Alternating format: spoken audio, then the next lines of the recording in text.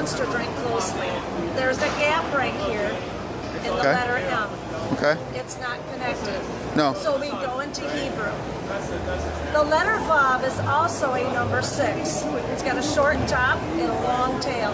Okay. A short top and a long tail. Okay. You could have here your 666 on the can. Okay. But my interest is the word monster. What do you see in the O? It looks like a cross. There's a cross. What has Christ got to do with an energy drink, let alone the name Monster? So I thought, well, maybe it's a Christian company. Mm-hmm. On the front of the can, it says BFC. Do you know what that stands for? No.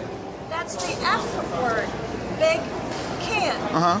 In fact, it's written on the side of the can. So Can I get a look? Yep.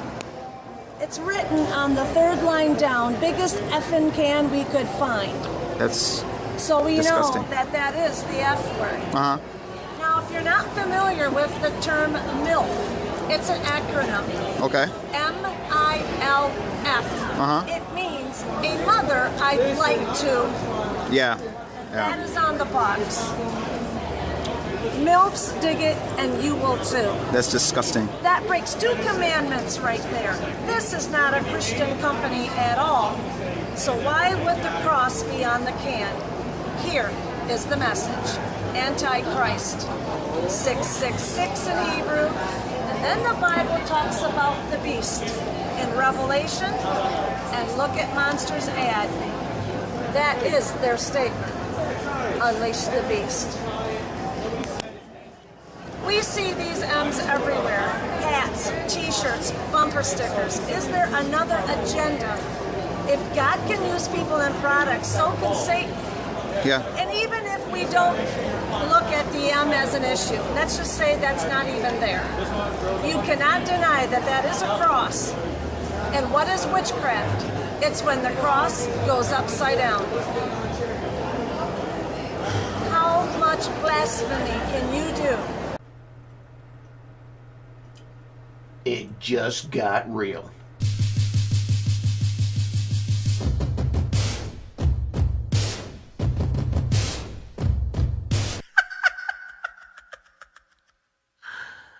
Oh, wow. Howdy, Compelled Unbeliever here. Today I'm here to talk about how I met the monster lady.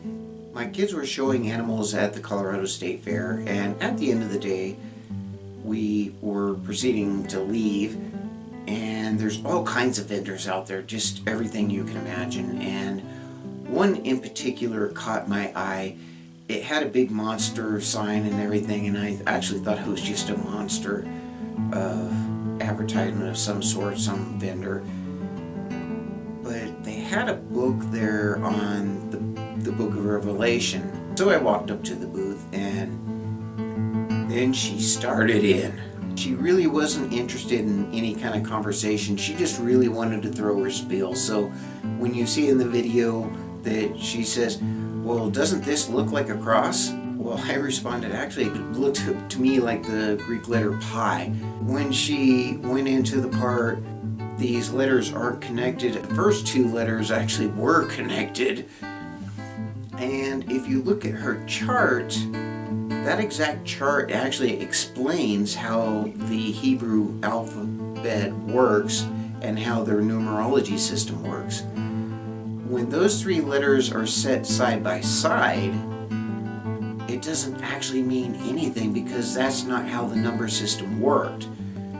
At very best, it would represent the number 18 if the characters were put together improperly.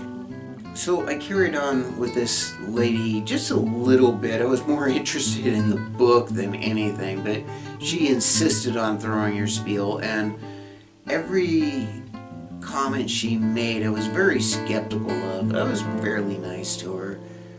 She did get very harsh with me and tell me that I hadn't read my Bible, and that kind of annoyed me because she didn't specify which of my 30 some odd Bibles I had not read. When I finally disengaged, walked away,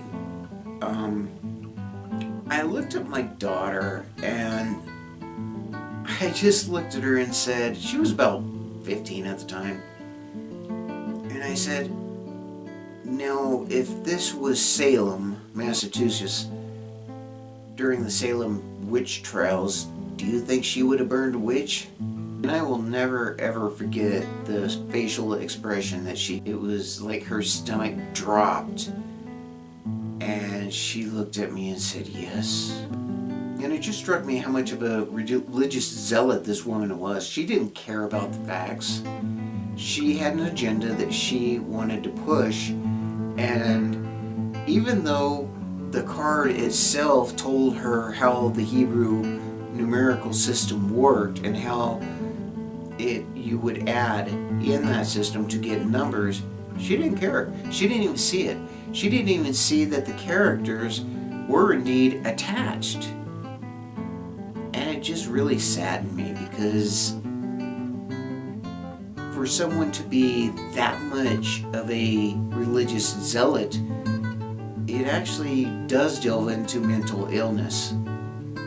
And what's even scarier is, as I began to research this about a year or two ago, after I met this woman and I found out who she was, and that she had a little bit of fame, that there were other people that actually picked up on this, and there are other videos that actually include this monster crap that she is spreading around the country. It just really, really, really bothered me that someone could be that deeply infected with religion, with the idea of something they want to be true, and even when you show them the facts, it doesn't even register with them. This is the reason that we all need to normalize atheism and help those that are religious zealots come to an understanding of why they do believe what they do believe. This is Compelled Unbeliever. It's just a book.